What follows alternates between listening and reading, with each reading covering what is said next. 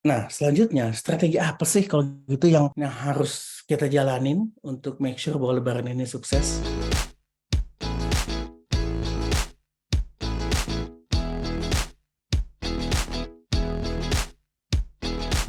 Oke, selamat siang teman-teman semuanya. Selamat datang di acara Dialog Karirmu dari Mekari University, bertopik Siap Kelola Lonjakan Konsumen Menjelang Hari Raya Idul Fitri.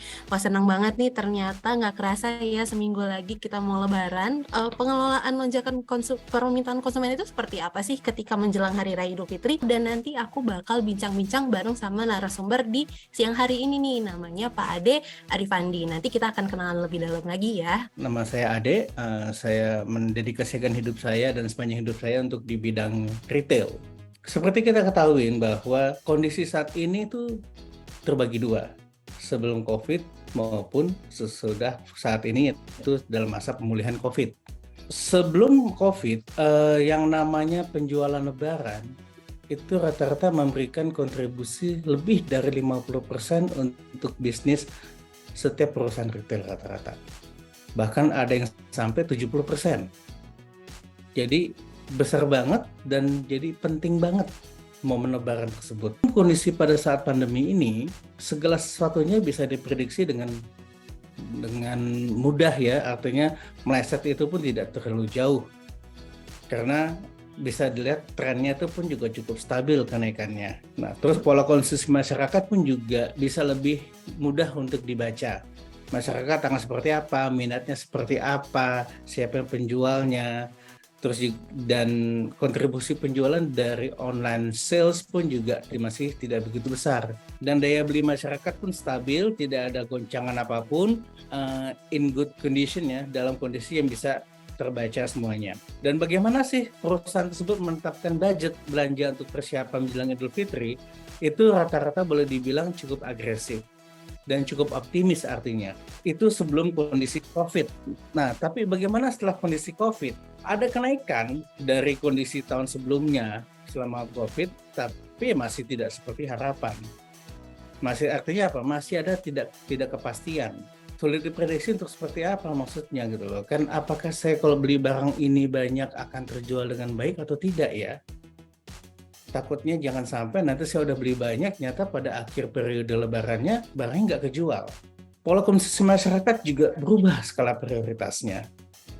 Jika sebelum pada waktu lebaran udah jelas pada saat saya terima THR, maka saya akan beli baju lebaran untuk keluarga saya. Nah, pada saat-saat ini, skala prioritasnya bisa berubah. Artinya, apa iya membeli suatu pakaian menjadi suatu hal yang urgent gitu loh. Kompetitor menjadi sulit terdeteksi karena pada saat COVID kemarin banyak orang yang kehilangan pekerjaan, banyak orang yang kehilangan penghasilannya dari yang seharusnya. Sedikit banyak mereka harus berusaha untuk survive dan belajar bagaimana sih caranya mendapatkan uang. Cara mendapatkan uang yang paling bisa diadopt dengan sangat cepat itu adalah dengan jualan. Masyarakat mempelajari key success factor dari orang-orang, oh ternyata jualan di platform-platform kayak Tokopedia, Shopee itu nggak begitu sulit. Mudah. Memang yang melakukan penjualan individu, cuman ada banyak sekali individu yang melakukan penjualan pada saat yang bersamaan. Budget limited.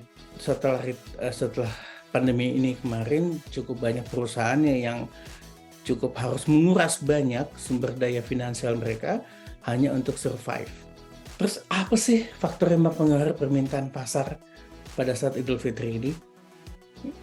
Nah, saya di sini men-set up atau mengkategorikan namanya kalau permintaan pasar itu pasti nggak bakal lepas dari supply and demand. Ya. Supply and demand. Ini tetap aja menjadi satu kunci di mana yang paling enak adalah bagaimana menemukan yang pas gitu loh. Terus masyarakat pun juga saat ini boleh dibilang itu udah terjadi menjadi dua juga kalau menurut saya. Adalah masyarakat yang real life ya, hidup di dunia nyata, dan masyarakat yang hidup sebagai netizen live gitu loh. To be honest, peran dari netizen saat ini itu semakin lama semakin besar ya. Bahkan beberapa kasus yang ada di Indonesia ini, kasus yang baru-baru aja kayak pejabat pajak segala macam gitu loh kan, itu bisa ditindaklanjutin lebih jauh karena adanya dorongan dari netizen. Di sini ada beberapa, saya menentukan sendiri beberapa poin faktor yang mempengaruhi permintaan pasar itu sendiri. Nah, selanjutnya strategi apa sih kalau gitu yang harus kita jalanin untuk make sure bahwa Lebaran ini sukses? Jadi justru di sini pada saat hamba kerja itu lebih pendek waktunya, di sini kita sebagai orang retail justru waktunya jadi jauh lebih panjang. Strategi suksesnya adalah right item, barang yang tepat, right time, barang yang tepat waktu juga, waktunya pas, right place, lokasinya juga di toko yang pas, right man, orang yang menjalankan di toko tersebut adalah orang yang benar, ya, terus right way satu lagi, dengan cara yang benar. Nah, jadi di sini saya mengidentifikasi ada 6 kelompok yang jadi bagian dari strategi supaya Lebaran ini bisa sukses terkait dengan merchandise. Nah, biasanya perusahaan itu akan memulai set targetnya dan budgetnya. Saya mau jualan targetnya ini berapa sih tahun ini, maka dia menyiapkan budgetnya. Di sini peranan merchandiser tim sangat penting untuk menentukan barang apa yang akan dibeli, berapa kuantitinya, dan kapan akan sampainya. Ingat, setiap pemilihan barang yang salah, resikonya adalah barang tersebut tidak akan selling di market, dan ujung-ujungnya harus didiskon habis, ujung-ujungnya ya bisa menimbulkan kerugian buat perusahaan ke depannya. Artinya dibutuhkan persiapan yang harus benar-benar matang sehingga barang bisa sampai di tujuan pada waktu yang tepat. Terus selanjutnya apa? Dievaluasi.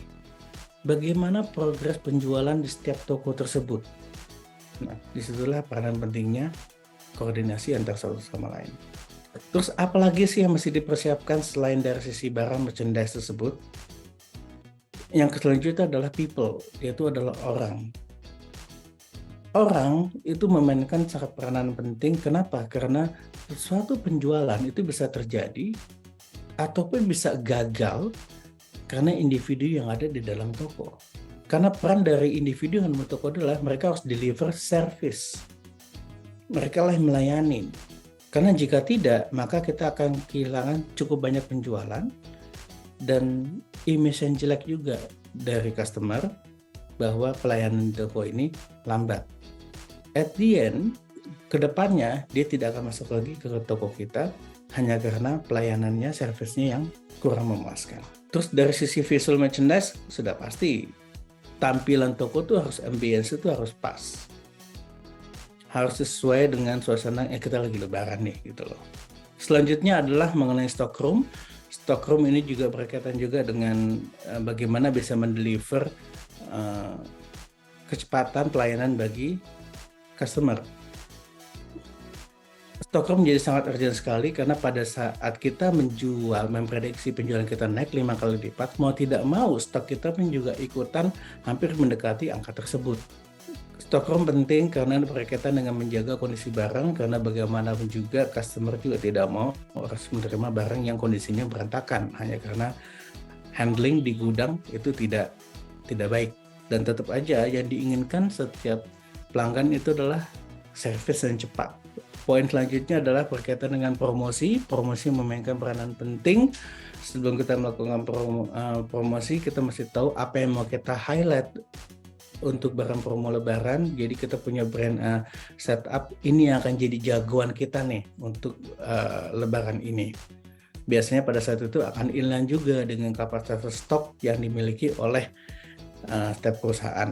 Perlu diingat adalah salah satu hal yang berbeda antara lebaran yang semakin kesini dengan lebaran dulu adalah kalau lebaran dulu pada saat lebarannya selesai masih tersisa 1 minggu jualan masih lumayan bagus. Nah, tapi kalau yang kemarin ini walaupun lebaran sudah selesai, after lebaran juga traffic masih juga lumayan baik. Tapi itu pun juga tergantung juga dengan kebijakan pemerintah terkait dengan jumlah hari liburnya. Nah, yang terakhir yang menjadi key sukses untuk lebaran sales untuk kondisi saat ini adalah fast respon untuk online. Pada saat toko itu benar-benar rame, ya nggak ada lagi yang notice mengenai online order yang masuk. Dan potensi kehilangan dari penjualan ini cukup banyak. Jadi mau tidak mau sebaiknya memang ada orang yang dedicated khusus setidak-tidaknya untuk 2 minggu menjelang lebaran, khususnya apalagi kalau udah customer kita sudah mostly udah pada terima THR segala macam. Nah, itu biasanya tren itu akan naik gitu loh kan. Nah, itu benar-benar harus ada orang yang dedicated staff untuk merespon setiap permintaan online yang masuk. Nah, terakhir sebelum saya tutup, tadi kan adalah key point-nya apa aja, tapi sebetulnya di sini ada beberapa hal yang perlu diperhatikan sebagai kita di internal dari suatu perusahaan. Jadi saya rasa cukup sekian. Saya sangat berharap sekali sukses Lebaran di tahun ini agar kita semuanya bisa recovery lebih cepat lagi dan lebih baik lagi. Terima kasih semuanya.